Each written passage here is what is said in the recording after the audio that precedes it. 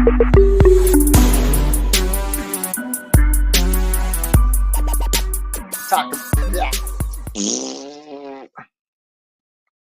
Hey, y'all, and welcome to episode 5 of The Lowdown. I'm your host, Lauren Marvin, and today we are going to get into some real deep subjects here with Senator Chris Murphy as he outlines for us a whole bunch of the network of grift that is being established in lieu of a United States government. Let's get started.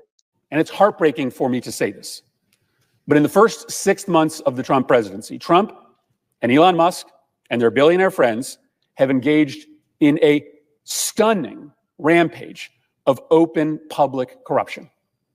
It's not. So I just want to take a quick break here and just kind of set the stage for this. I did fast forward it in here, as you can see, about 4 minutes or 3.5 minutes into this, where he gave an analogy about normalizing of the kind of corruption as a way of kind of anesthetizing an administration from lots of the oversight and things, which I don't know how that could be at this point, but here we are, aren't we? So let's continue on with this. So here it goes.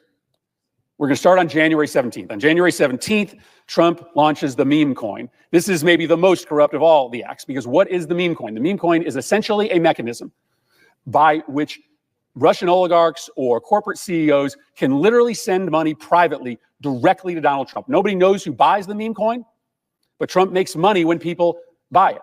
And so it is just an open sewer valve that allows for anybody who is trying to influence the Trump administration to be able to secretly funnel money to Donald Trump. He reserves 80% of the coin. He waits to release that coin until the price jumps back up again, which essentially means he's waiting for people who want favors from him to buy a bunch of the coin to inflate the value so that he releases more and makes more money. It's a disgusting kind of corruption, because this is essentially Trump just posting his Venmo for anybody secretly to wire him as much money as they want. We've never seen something like this before, where anybody who has anything to gain from the Trump administration through a manipulation of the value of Trump's meme coin can funnel money directly to the president, whisper in his ear, that was me.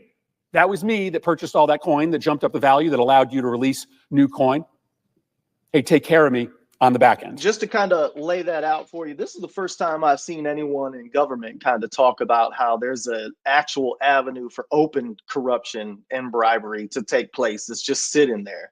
Now, he is wrong that these things can be traced, but we've also made huge steps in the last week or so to deregulate crypto, and we're going to continue on this huge journey, as I have some very, very large concerns about how this the tentacles of the highest of volatility types of investment vehicles are being so synthesized into the rest of our financial interests across the world. So stay tuned. Me and Miranda actually were all just BSing outside and in the garage the one night, and kind of went through how our experiences with the last high volatility vehicle. But anyway, yeah, the housing loan crisis that took place, as me and Miranda were a part of that, and show you how resourceful people found their way out during a time where literally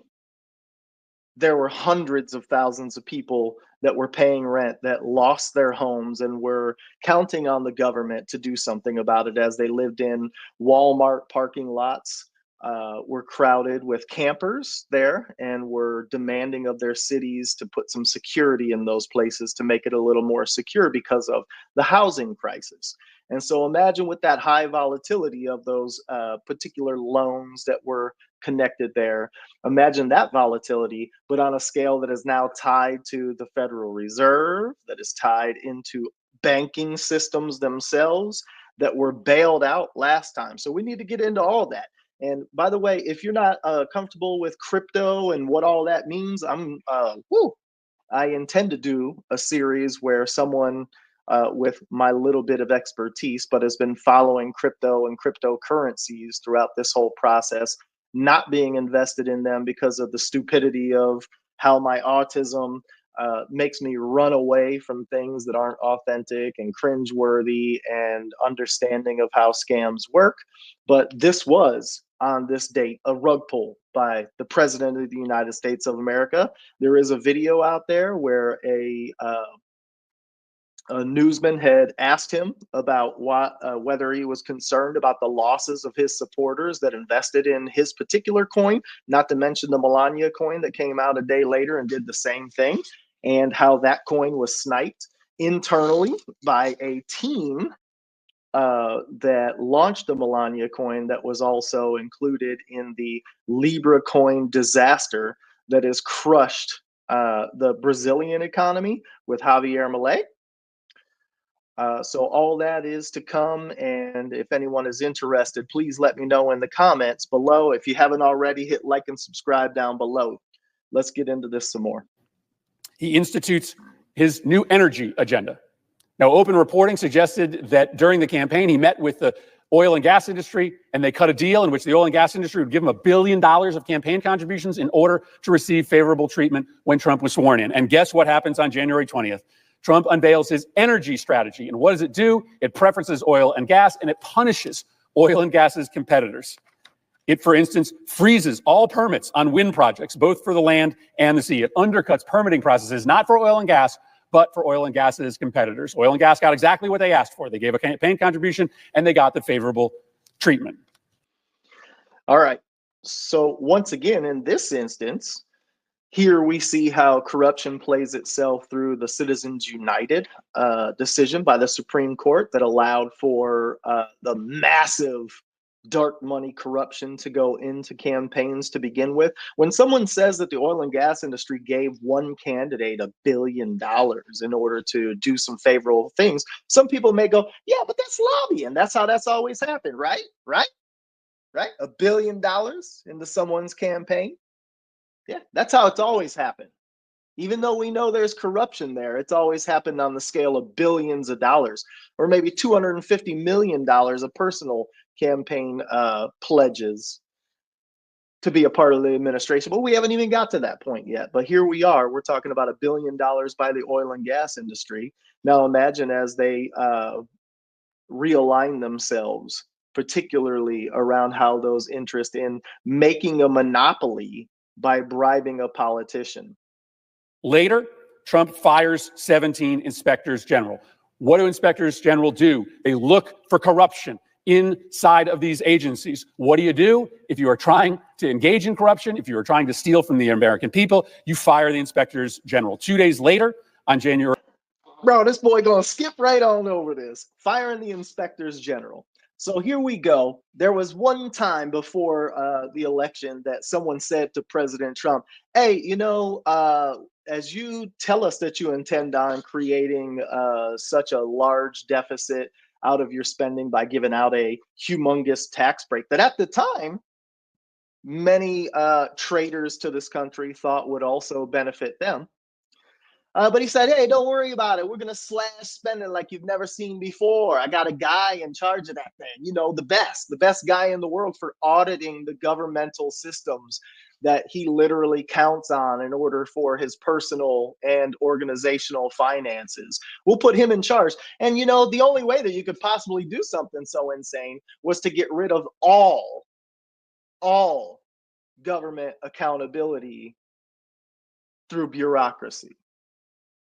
So all of these inspector generals were fired with no one to replace them specifically, because now we're going to say that Doge is inspecting and generaling every part of whatever government agency still existed at the time. He came in the same way he did to Twitter, slashed, here we are at the employment slash to start everything out, which makes everything completely inefficient, not efficient. That's not how you run a campaign to make things more efficient, for sure.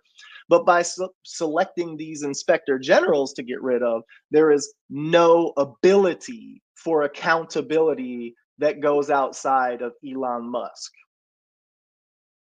That's what happened on that day. And we're still there. So for all those people out there who are still trying to figure out where we're headed with this economy. Let's just understand real quick what's already happened. We moved into the era of accountability by getting rid of all accountability except for the meme coin owner who's been rug pulling all of his investors over this past 20 years to now enable him to do it on a government scale. Isn't that amazing? And I know by now you're probably thinking about the front lawn of the White House commercial that was made with the completely isolated Tesla organization. If you talk about doing favors to one organization, here we are sitting out front with a list, a sales pitch for these sorry sons of bitches to try at some point to boost, once again, the value of Tesla stock enough for Elon to sell his ass out of it, which he's done to companies before this to begin with. So we're at a point where we're looking at like, oh, if only you could just pump it a little for me, Don, maybe I'll get in there. And I wonder why things are completely going south for Tesla right now. There's no understanding of why that could be happening. It couldn't be because the whole market is crashing and everyone that you know, if they look into their accounts, is already behind in their retirement. Imagine if you were trying to retire right now and you go to look at your 401k and it's dipped by 12%. And that's at this point in what we're now going to agree has to be a recession. But it's a recession that no one is still talking about the bubbles in the markets that exist, the housing bubble that's about to crash. No one wants to talk about all these people holding on to inflated loan values once again, as if we didn't go through this back in 2008 to begin with. But here we are. Here we are again. And then to think that maybe it's just the housing bubble that we would have to work with, that, interesting, but guess what happens whenever bubbles crash and the economy crashes? Then there is a legitimate reason for politicians to bail out industries like they did in 2008 when they used all the money from the bailout to then buy back stocks in their own companies, relieving the value of investors to put it all back into their hands.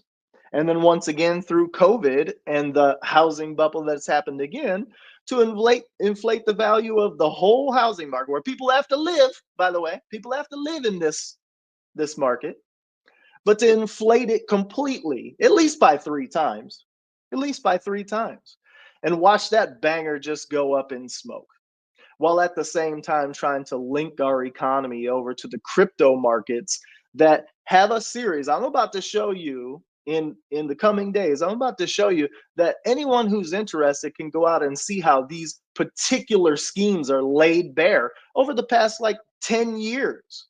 It went through NFTs, which were literally somebody inventing something that's been in video games for 20 years already, to the whole market being flooded with digital products that have no regulations the same way that any of the regular products, which also happen to be digital, by the way, had through all of our financial institutions. And 2 days ago, we had the Bank of America just come out and be like, boy, I'll tell you, I just need you to know that as soon as they lift the regulations on the crypto market, Bank of America is about to have a token. Bank of America is one of 4 banks that survived the housing crash from last time,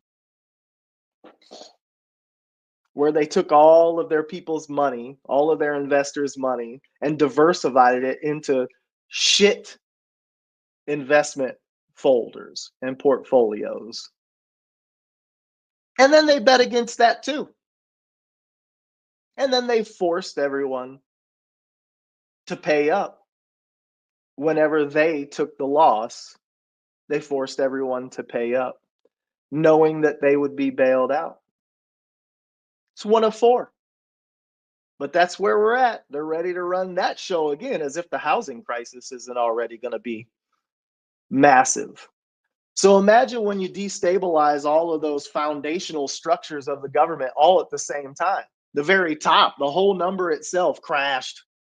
It's already crashing, it's nosediving, it's all the way down there. And once again, there are people that win with this crash. Here we are back at the Trump coin. $2 billion was made by the Trump coin. And from what I understand, I don't want to put an exact number out there, but there were hundreds of millions of dollars made by those that fielded the transactions of sucker investors that were about to have the rug pulled on them instantly, and did.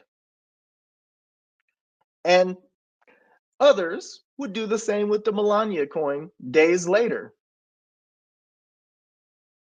And he joked about it, that the $2 billion that was built off of Americans, some Americans anyway, that was built off of them was chump change compared to the people that were in the next room back.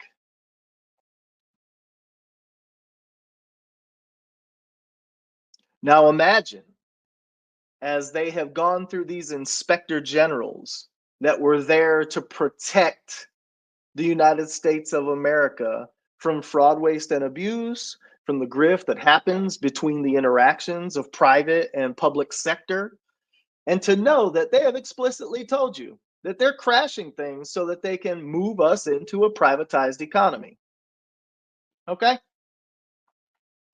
So what's taking place here is, as we move into this privatized economy, it's the same thing that happened when it was a public economy that, you know, our fellow citizens voted for the other guy on, right? But they wanted to vote on a different government, a different form of government, a different form of economy. And no one voted on it, but they'll still pretend like they did. And here we are at this point, guys. We're at this point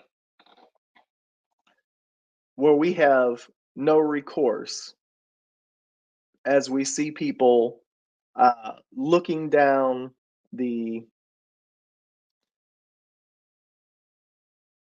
proposed budget annihilation of parts of our government that all people across all swaths of life have relied on heavily to give us even an inkling of supportive environment here in America. And I mean an inkling. It has been rough.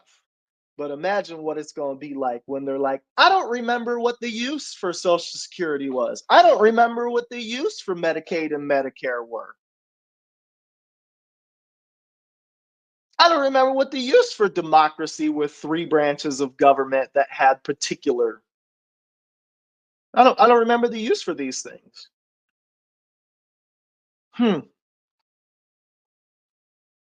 I digress. All right, y'all, I just got to step in at this point, and we're going to cut this short for today. We'll make a part 2 that covers the second half of all of this first 6 weeks of Grift.